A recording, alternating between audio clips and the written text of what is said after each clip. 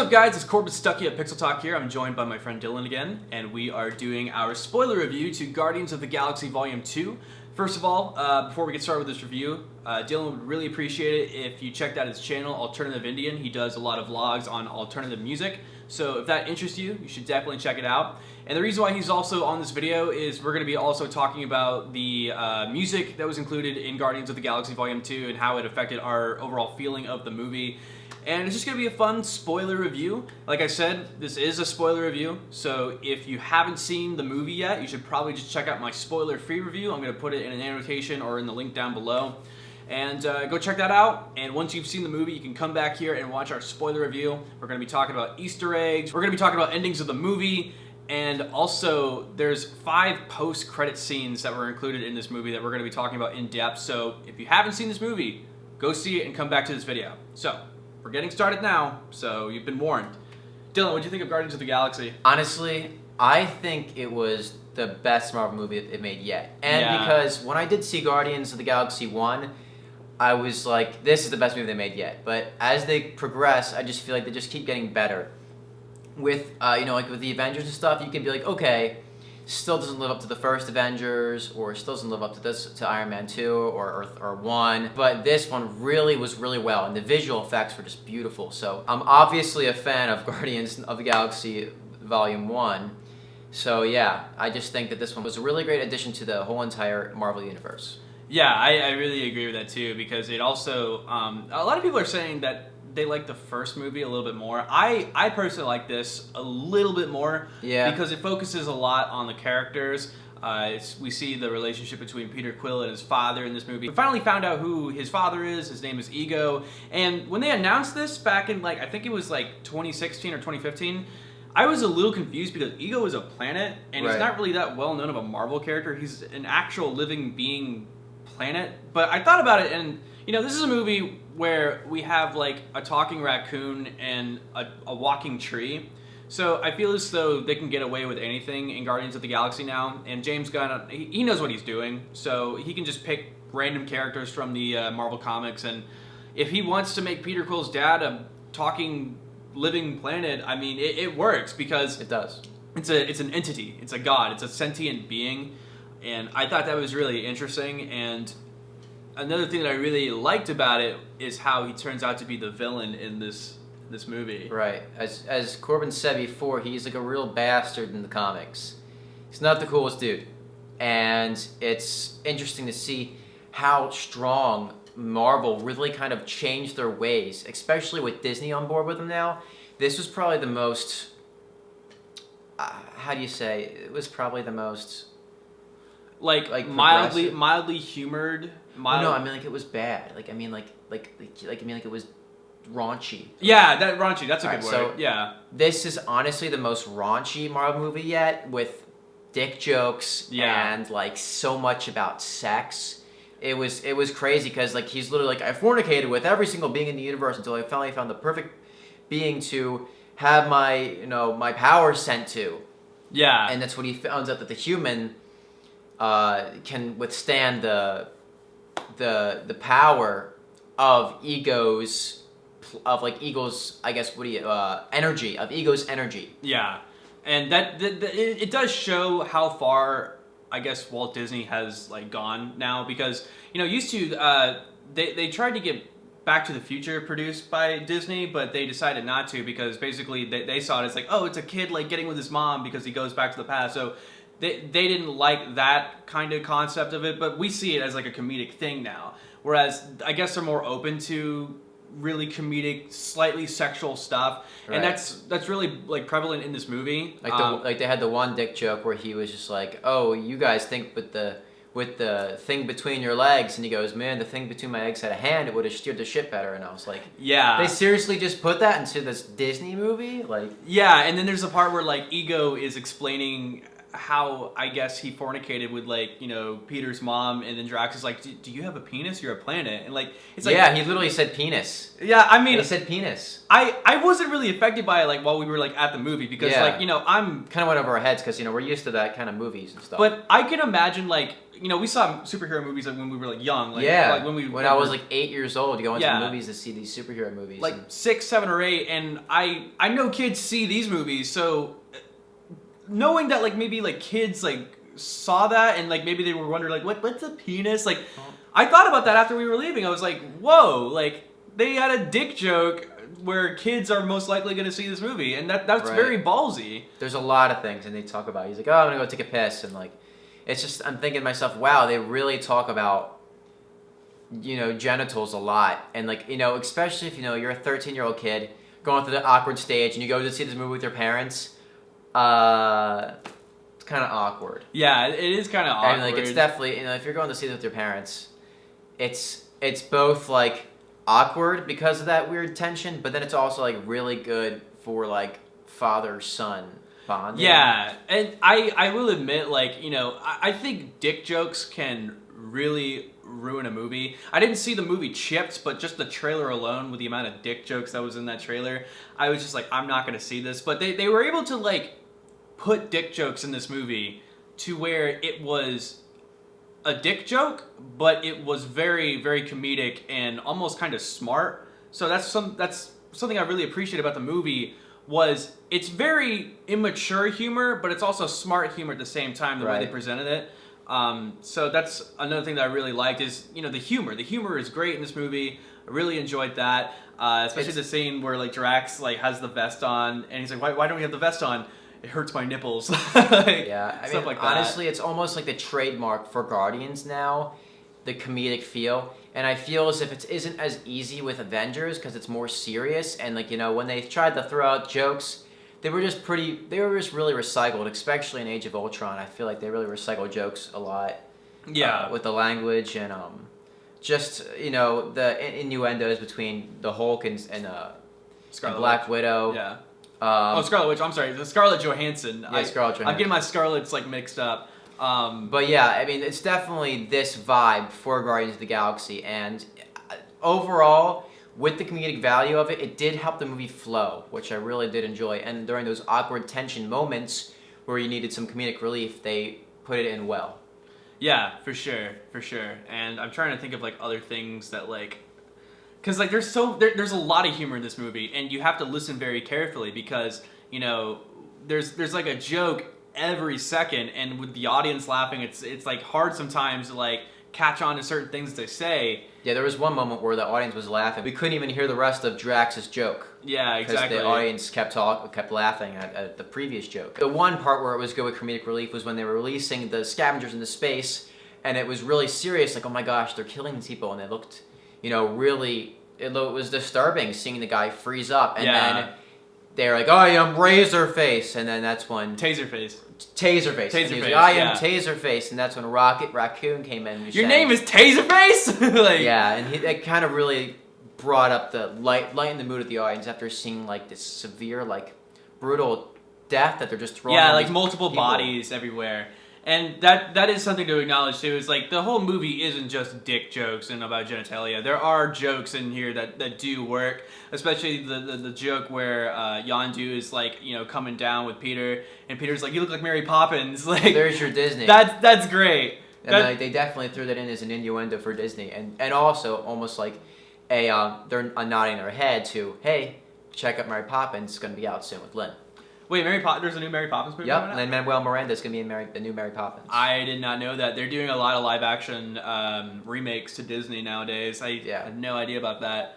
And another thing that I really appreciate about this Marvel movie was, there's a ton of Easter eggs. I love Easter egg in Marvel movies. I don't like it when like they take over the entire movie, but this movie was able to stand on its own, but also had a significant amount of Easter eggs in it that made it just like really cool, especially for comic book fans. Oh yeah. I really enjoyed how they finally acknowledged that there are Watchers in the Marvel universe. Oh yeah, that was interesting. That was really cool. With Stan Lee's cameo too, which made it work really well. Yeah, and if you guys don't know who the Watchers are these sentient beings like with big heads in the Marvel universe, and they just watch certain events that happen. If you see a Watcher nearby, that means something significant is about to happen. They will not intervene whatsoever with the event.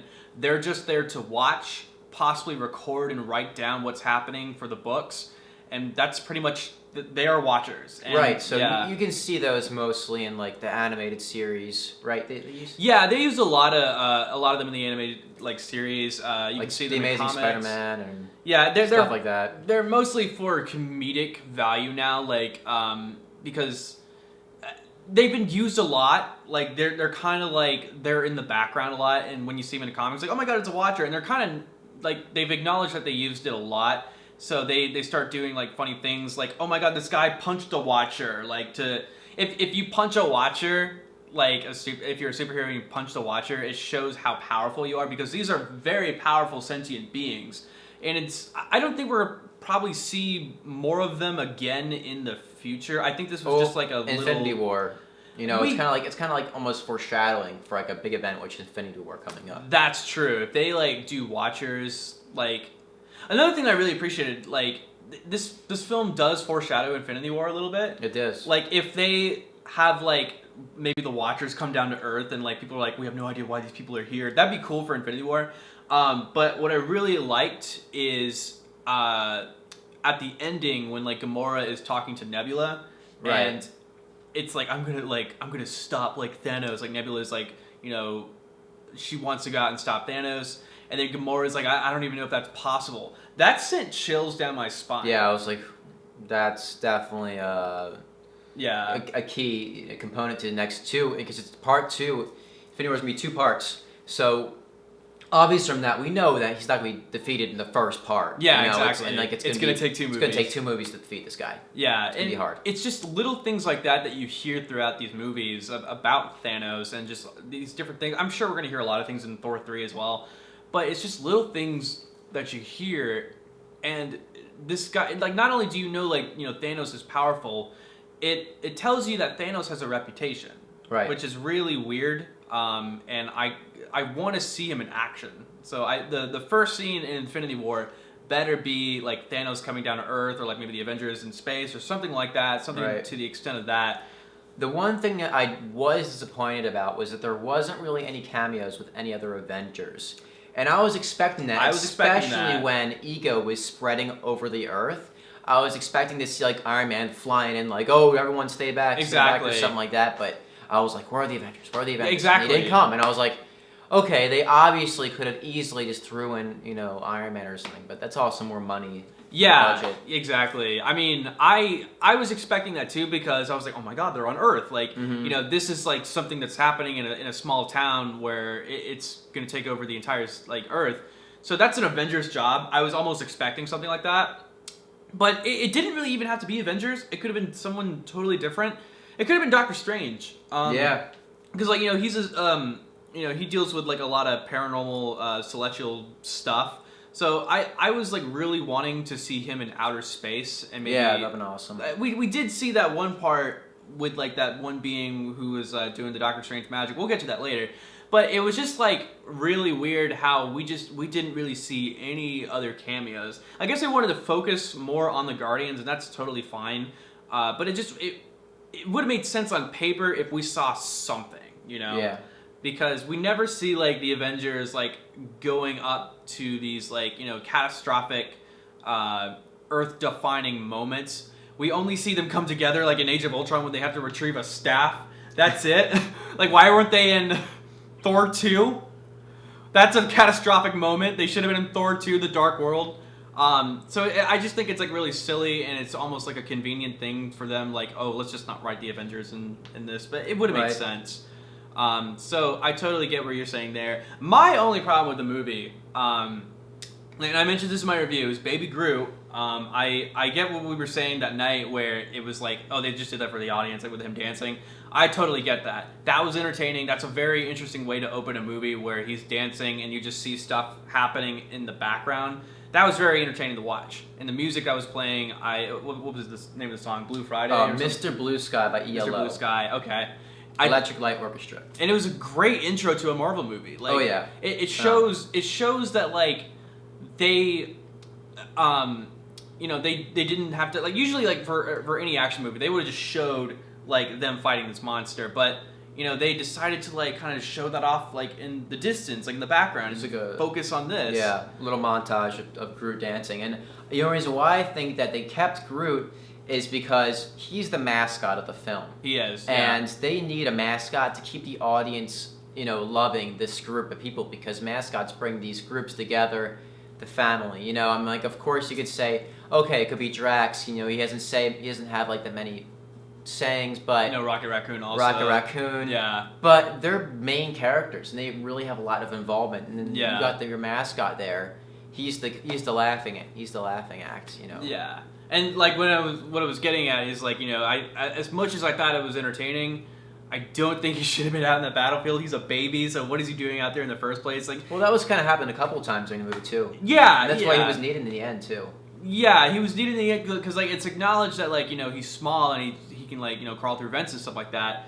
But if you think about it, he only takes down one guy in this movie. Like, he doesn't. Well, that's the biggest character of all. Wait, what? Takes down Ego. Well, no. Like, yeah. He takes down. The bomb. Yes, he does take down Ego. I'm talking about like in the where they're on the ship with the Ravengers, and he takes down. He takes down that one guy. That's it. Yeah, that's all they do. So that's my only complaint. It's like it's just me being nitpicky, but like I did enjoy Baby Groot. I thought it was very adorable. And I think this is a good time because I want to talk more about Groot, but I think it's time to get to the after credit scenes of the movie. There are 5 after credit scenes, which was very interesting for a Marvel movie. And let's talk about, I think this might have been the first one. Sylvester Stallone is in this movie, and it was very interesting to see him. I heard rumors that he was going to be part of it. I didn't think they were like true, but it was. It's a difficult conversation to understand. Yeah, it's well, you used to be a Ravager, but now you're not. Like, yeah, I'm like, so and him. you kind of understand, like, you know, a little bit of what's going on. You know, Yondu used to be on this team of Ravengers, and he was kicked off because apparently he broke the code. I think the code that they're talking about is because he didn't deliver Peter to his dad. Right. I think that's what they were talking about. But they just had no idea, because in the end, you know, as we find out that if he did earlier, and he wasn't, you know, when Peter was a kid, he really didn't have as much knowledge. You know, he would have probably given in to his father. Yeah, most likely. You know, having him take over the universe with him, but he didn't. Yeah. So that's what makes it so special, and that's why the Ravengers accepted Yondu breaking the code, and that's why they all came to his funeral. Yeah, and it's very unfortunate. I was reading into this, like when we saw the after credits scene, it was like, you know, Sylvester Stallone, the black guy from Mission Impossible, the Mission Impossible series, a robot head, and an Asian woman. Mm-hmm. Oh, and the fish guy, the fish guy who was controlling the Doctor Strange magic. So we saw those people, but we had no idea who any of those people were. And I looked it up, and I actually kind of recalled what they were. They are the Guardians of the Galaxy from the future. Sylvester Stallone is a character called Starhawk.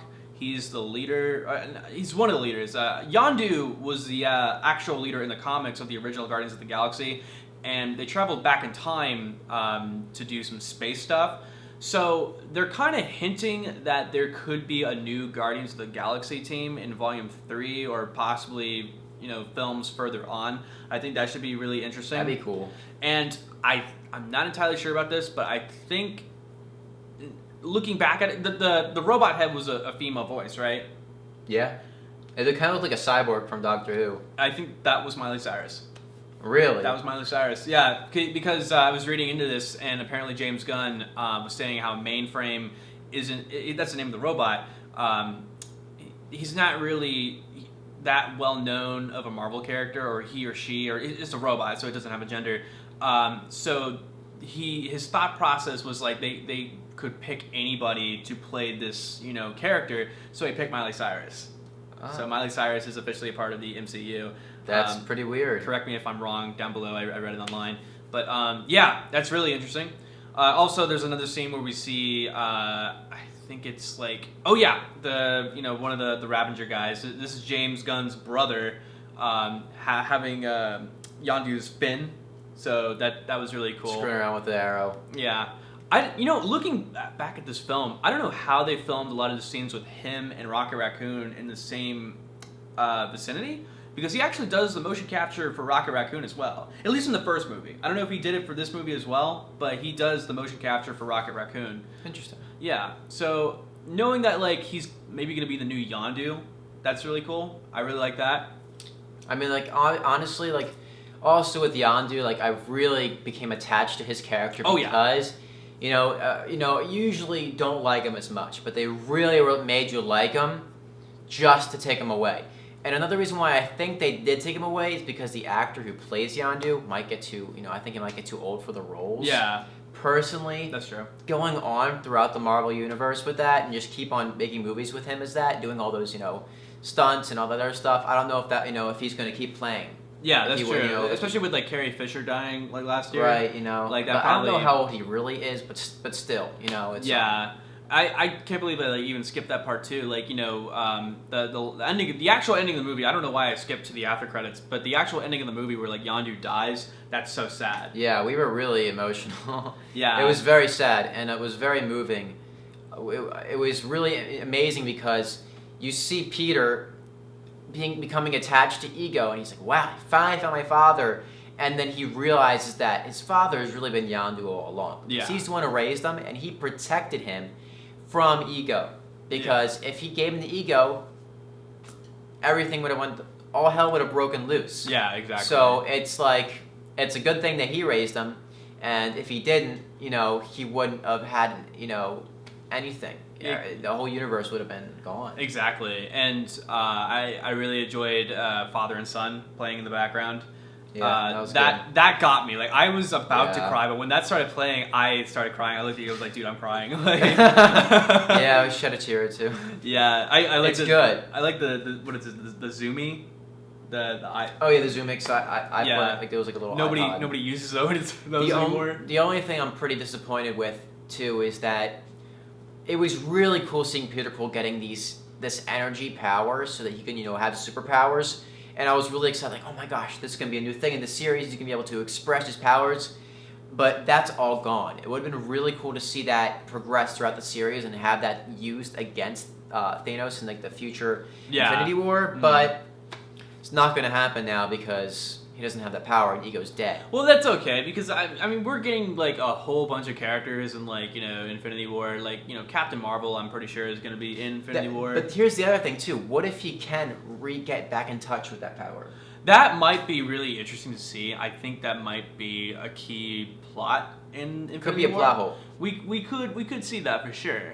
But yeah, the ending of the movie, oh my god, best ending ever. I felt like it ended like very slowly, but like it felt like it was really, they really pushed it. It was very emotional. As much as they could. Like it was like these superhero movies are making me cry, like with Logan and like Guardians too. Like I'm just oh my god, it's ridiculous. Like they set it up as a comedy, and they're like, just kidding, we're just gonna tear your heart apart. Especially with father son bonding and family. The whole team as a family sticking together, it's like really makes you appreciate your friends more and all that other stuff. Exactly. It's good. I mean, like it's a good message that Disney's putting across. Yeah, it was a really good message. And also, I really enjoyed going back to the after credits. Groot is a teenager. Yeah, that was funny. So it's acknowledging that he's growing like really fast because like that's what Groot does. Whenever like he is, I guess like destroyed. Right. He does turn into a baby, but he grows back really fast. Like, we're not going to have to wait, like, maybe 20 years to see him in his adult form again. Right. He grows really fast. And he's a teenager, so I'm glad that they finally, like, acknowledge that. Because I want him to, like, fight the Hulk in Infinity War. We need to see that. That'd be awesome. That'd be really cool. And the fourth one, it was the Sovereigns, I think, the Golden People. Is that what their name was? Oh, yes. Yeah. I thought that was really interesting. I don't know why I didn't spot this, but that is actually them creating Adam Warlock. I don't think you knew who Adam Warlock was or anything like. Not at the time. I don't really know much about Adam Warlock either. I know him as a character in the Marvel universe, but I don't know his origin. I do know that he was a space character. He is very heavily involved in the Infinity Gauntlet series. He actually, at one point, fights Thanos. I don't think he's going to be Infinity War. They said in an interview that James Gunn, he said that he's not going to be in Infinity War, but he's definitely going to be in Guardians Volume 3. If they do one, of course they're going to do one. So it's really cool that they are doing an Adam Warlock character for the MCU. Like I said again, guys, please do a Nova character. I think Nova would be such an amazing character. Come on. The Nova Corps, and like, I love Nova so much, especially from like the Amazing Spider-Man cartoon series. Such a great character with Iron Fist too. Yeah. Oh, it'd be so cool to have him in. I mean, like it's cool that they're making like the Defenders series and stuff, but it just doesn't do the justice of the characters, if you know what I mean. Like, I just feel like it'd be so much cooler if they brought those people into the MCU to fight with Infinity War. You know, Daredevil. Yeah. They what's her name? Tigress or? Tigress. The yellow cat suit. I think it's white. It's white. Oh yeah, I know what you're talking about. Yeah, I think it's Tigress. Yeah, Tigress or something. Oh, and Luke Cage, of course. And it would just be really cool to see them all with Spider-Man all defending with the Avengers, because they actually incorporate that into the TV show as well. They have the Guardians of the Galaxy coming. They have the Avengers coming. It's like, okay, you can do that. Why can't we see them in the MCU? I think we're gonna get to that point because after Infinity War, they have nothing really. I think everyone's contracts are up, like especially with the Avengers. Well, I think they're just gonna take another leg this way and start a whole new entire thing. So it's kind of like, we're done with Iron Man, we're done with Thor, we're done with Captain America. Let's focus on these characters. Focusing on a completely new part. Yeah, and that'll probably be the new Avengers, which would be sure. Spider-Man and Luke Cage. I would love to see the Netflix characters making an appearance in the movies. Which I don't know why they haven't done that yet. Never happened, but it would be awesome if it did. Yeah, I think it will happen. They're gonna run out of ideas. We have to give it a little bit, but it's very interesting to just kind of think about how we're almost to the point where we're not gonna probably see Robert Downey Jr. as Iron Man anymore. Yeah, so that's very interesting. It's upsetting. I mean, like, it's kind of sad they have to like kill them off to like get rid of them. Yeah, which sucks. I really don't want them to kill any of the other Avengers. But at least we have Adam Warlock. No one we've heard of. So yeah, I mean, like, I just hope they say like, okay, they're going into retirement. They can't do it anymore. You know? Yeah, that might be really cool and like, for them to do. Like, although X-Men isn't a part of the Marvel Cinematic Universe, is with Columbia Pictures and Sony, or is it Sony? It's Fox. It's with Columbia Pictures and Fox. It's Columbia Pictures is Sony. It is? Yeah, it is. Yeah. I thought it was Columbia Pictures. You're talking about Columbia Pictures, like with the ladies like holding that's Sony. Yeah. But that was the old. Well, that's Spider-Man. Fuck. All right. Although X-Men isn't part of the Marvel Cinematic Universe, they're their own thing. It's interesting to see them kill off Logan. So it's like, okay, well, he's gone now. It really sucks. X-Men's kind of going downhill from here. Yeah. I hope they don't have to kill off the other Avengers like that. So, yeah, as we said before, hopefully they'll go into retirement and they could just be like, okay, it's up to you. They pass on the torch to Spider-Man and them, because they're the younger characters. They have like their whole lives to act. Yeah, in these roles. Because I feel like when Infinity War is done, it's going to be a heavy focus on maybe Doctor Strange, Captain Marvel, Black Panther, and Spider-Man. I feel like that's going to be a thing. Yeah, it's going to be more focused on them because they're coming in later into the universe, so their contracts are just starting. Yeah, exactly. Which means that they're going to be in this contract for the next 20 years probably. Especially with Tom Holland. He's such a young kid. Yeah, and then maybe we could like see the new Guardian characters coming into place. Maybe. I mean, I think that'd be very interesting to see Sylvester Stallone have his own Marvel movie. I don't know, like. I think he's getting old too. That's true. That's true. Maybe if like they went back in time or something. I don't know. We'll figure it out. I mean, they will. They did really well with the characters in this. As I was telling Corbin before, after the movie, I didn't really like Peter Quill at the beginning of the movie, but as he was taking on the role of the captain, he was almost like Captain America to the point where he was kind of like cocky, like, I know what's going on, I don't take no shit from anybody. But as he progressed throughout the film, he kind of became weaker to the point where like he was. He finally found his father, so he's kind of like this little kid again. And then when he discovers that his father's the one who killed his mother and is taking over the universe, his strength completely comes back and says, you know what? I have a new family, and I know who I am as a person, and I'm going to take that back, and I'm going I'm gonna just I'm just gonna destroy him, and I'm gonna Yeah. do the right thing. I want to save the universe. When he took the blasters out, I was just like, no, this is justified. This is so justified. It was incredibly dark. Yeah. That Marvel used that tumor as a plot line. I mean, like that was. Yeah, because I assumed when Guardians of the Galaxy came out, like since 2014, I've had this theory that like, okay, maybe she has cancer because she obviously was with this alien, maybe this potential alien, because she kept saying that like his father was from the stars.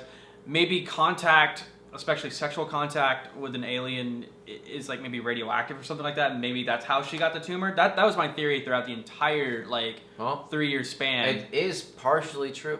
Yeah, she did get the tumor from the alien. Yeah, that might be true, but I think because he kept saying that like he can build matter. I think he actually did put a tumor inside her because he found himself like having to come back to Earth and okay, I got to kill her off. Like that's dark. He's a bastard. Yeah, like, it's real ass. It was pretty dark for Marvel to do that, but that's what built up his character, and that's what made Peter become the man he was before. Knocked out the trance, and he instantly became Peter Quill again, Star-Lord. Exactly. And that was really good. Yeah, and same with Rocket too. How he kind of realized that he was almost like Yondu himself. They kind of like looked at each other. Yeah, and they realized they were like each other. Yeah, there was a lot of like character development between him and Yondu. He starts to realize that like he's a thief. He's not really helping his team. He can end up like Yondu one day where he's like banished from the team. Right.